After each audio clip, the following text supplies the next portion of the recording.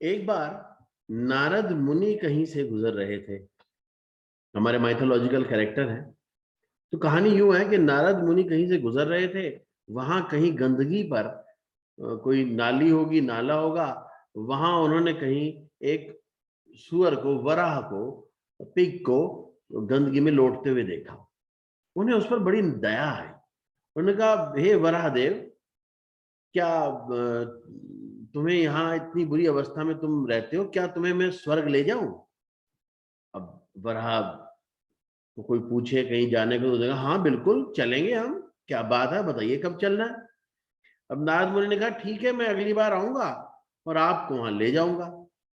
कुछ दिन बीते, नारद मुनि फिर वहां आए। उन्होंने कहा, चलो भाई उसको लेके जाते हैं स्वर्ग।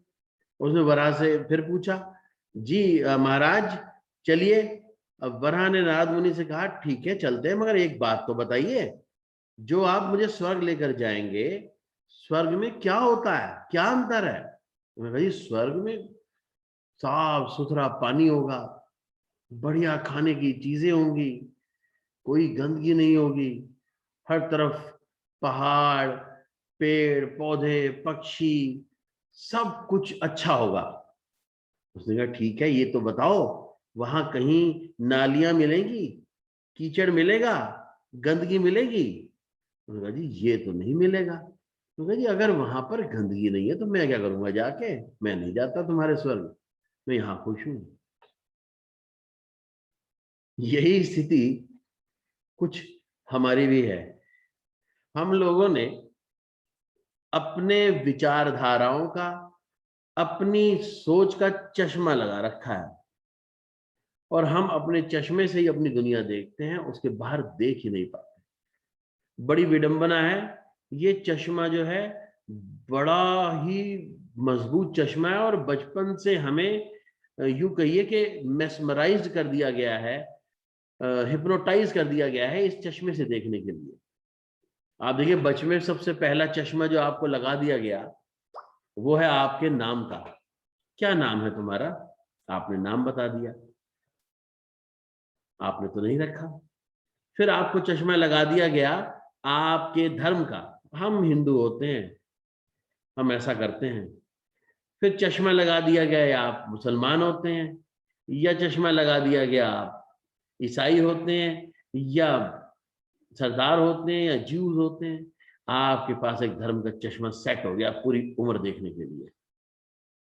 उसके बाद आपको चश्मा लगा दिया गया अपने पारिवारिक संस्कारों का। हम तो ऐसे करते हैं, हमारे यहाँ ऐसा सिस्टम है। फिर चश्मा सेट हो गया। फिर चश्मा लग गया आपको अपने शहर का, देश का, अपनी सोच का। जब तक आप 15-16 साल के होते हैं, आपके माइंड को एक चश्मे से पूरी तरह से सेट कर दिया जाता है। आप देखो उसी चश्मे से, आपको दूसरी चीज भाएगी नहीं। बचा खुचा काम आपका टेलीविजन एडवर्टाइजमेंट से कर देता है। कोलगेट से ब्रश कीजिए तो खुशबू आएगी, और बाल इससे धोइएगा तो चमकेंगे, और इससे रंग आपका काला भी साफ हो जाएगा। तो ये सारे के सारे चारों तरफ से आपके ऊपर प्रभाव है। क्या ये सच नहीं है? कितनी विडंबना है कि हम अपने आप को कभी भी अपनी सोच से परे नहीं मान पाते। जैसे घोड़े के ब्लिंकर्स लगे होते हैं, और घोड़ा जो है उन्हीं ब्लिंकर्स के ना इधर देख पाता है ना उधर देख पाता है, वैसी हमारी सोच है। और हम अपने आप को उतना ही जानते हैं।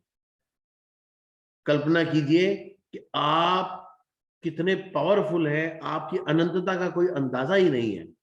भगवान ने कहा कि तू भाग नहीं सकता इंसान, और आपने कहा अच्छा मैं भाग नहीं सकता।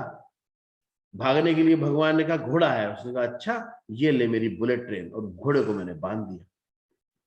भगवान ने कहा तू उड़ नहीं सकता, आपने कहा अच्छा मैं उड़ नहीं सकता। उड़ने के लिए तूने पक्षी बनाए हैं, ये ले पक्षी को तो मैंने पिंजरे में बांध लिया, और ये ले मैं उड़ रहा हूं, मैं चांद तक पहुंच गया। आप भगवान ने कहा कि ये ठंड है और यहां पर तू नहीं रह सकता, बर्फ ही बर्फ है, आपने हीटर लगा दिया। अंडरग्राउंड मार्केट्स हैं, आप यूरोप में जाके देखो, रशिया में जाके देखो। भगवान ने कहा यहाँ गर्मी है, यहाँ कुछ नहीं हो सकता, आपने कहा अच्छा ये ले एयर कंडीशनर। भगवान ने कहा ये मिट्टी या रेत है, यहाँ कुछ नहीं बन सकता। आपने कहा ये ले दुनिया की सबसे बड़ी इमारत मैंने बना दी। आपकी अनंतता कितनी पावरफुल है, आप क्या क्या कर सकते हैं, आपकी लिमिटनेस कितनी है। मगर दुख की बात, सोच वही चश्मे से फंसी है, खुद के रास्ते में खुद ही रुकावट है, अपनी अनंतता को जान ही नहीं पाए। अल्लामा इकबाल ने बहुत खूब कहा, अपने अंदर डूब कर पा जा सुरागे जिंदगी, तू अगर मेरा नहीं बनता न बन, अपना तो बन।